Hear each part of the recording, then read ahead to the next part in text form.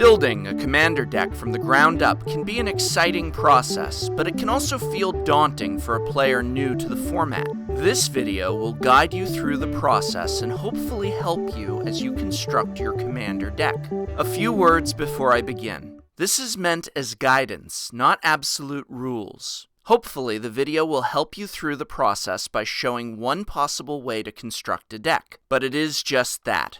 One possible way of many. No, not Rafik of many, oh, never mind.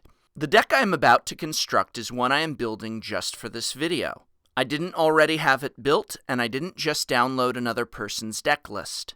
The final product, therefore, is not being offered as the end-all, be-all, win fast and hard secret tech.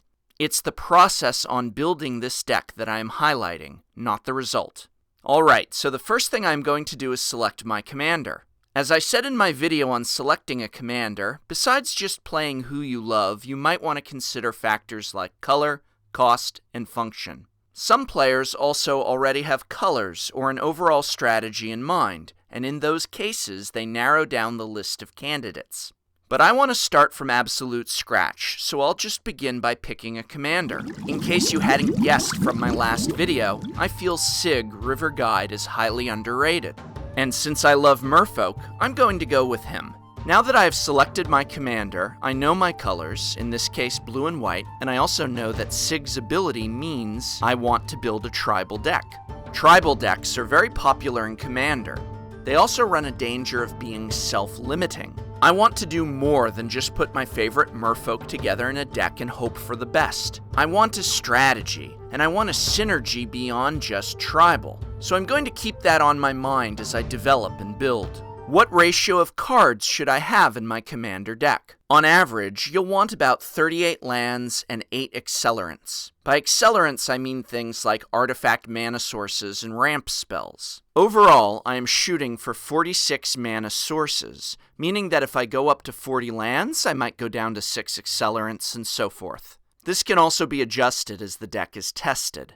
The number of creatures in a commander deck is usually anywhere between 25 and 35. But since this is tribal, we'll be on the higher end of that spectrum. A common mistake made with tribal decks is to have over 35 creatures. The first thing I am going to do is a basic card search. I personally use magiccards.info when doing a card search, but there are many other search sites out there. I'm going to go to Advanced Settings and select my colors and type in Merfolk as my type, and see what comes up. Wow, 135 results. I only need about 35 creatures max for this tribal deck, so I've got my work cut out for me. I need to take time in studying these cards and evaluating which ones I want to pick for my deck. In looking over these lists, two things strike me as important. First, most merfolk are also wizards. Sig is, and a lot of merfolk, even those not from Lorwyn, are also wizards. I begin to get the idea of a wizard sub-theme, and wonder if it will allow me to distinguish my deck from just a straightforward merfolk tribal. The next thing I notice is that a lot of merfolk have the ability to do neat tricks when they tap or untap. For example, whenever Fallow Sage becomes tapped, I may draw a card, and whenever Judge of Currents becomes tapped, I may gain a life. So I begin to see that I might not want to just summon merfolk and swing for damage, but maybe set up synergy around tapping and untapping. So now I have a neat motto for the deck. Tap matters. And it isn't just a merfolk deck, it's a merfolk wizards deck. I like that the tricks I hope to accomplish can be accomplished without my commander, but that my commander energizes their function by offering protection.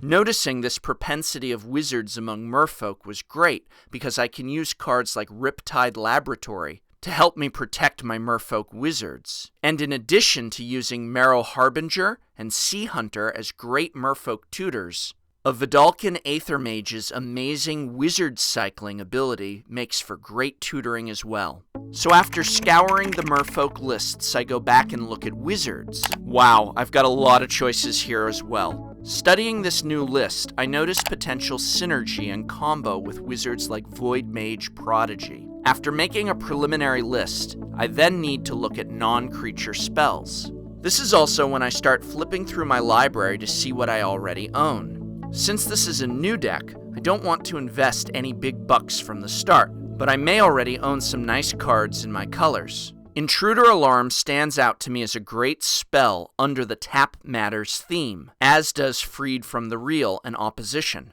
Quicksilver Fountain also looks like it could be loads of fun with the fact most of my merfolk will be island walking. Sig's ability to protect means my Wanderwine Prophets can hit once I've enough mana. When they hit, I sacrifice a merfolk and take an extra turn. But with something like Stony Brook Schoolmaster in play, I just tap him to create a token and then sack it. So at this point, I can create a lock of taking endless turns, and I have several cards that help me do so. If I happen to pair it with Intruder Alarm, this gives me endless tokens. I can sack using Void Mage Prodigy and counter everything from my opponents. I can do this my turn or theirs, and all I need is 2 blue mana. The Lull Mage Mentor works here as well. By making infinite merfolk wizard tokens means that he can tap 7 for infinite counters. Again, locking the game with Sig adding what will certainly be much needed protection. Now let's put the deck together. After seeing what I already own, I print out a list and take it to my local card shop. Hopefully they have most of these old cards and charge a fair price. The ones they may not have, I buy from trustworthy online sellers. The total price for this deck that I've just put together is just under $90. Remember that building the deck is a process, but so is tinkering with, adjusting, and refining it over time. No Commander deck is perfect from the start, and part of the fun is the adjustments that get made after what are hopefully many fun games. I hope you have enjoyed this short series of guides on Commander. Please help me keep making videos by subscribing, hitting the like button, and sharing with your friends.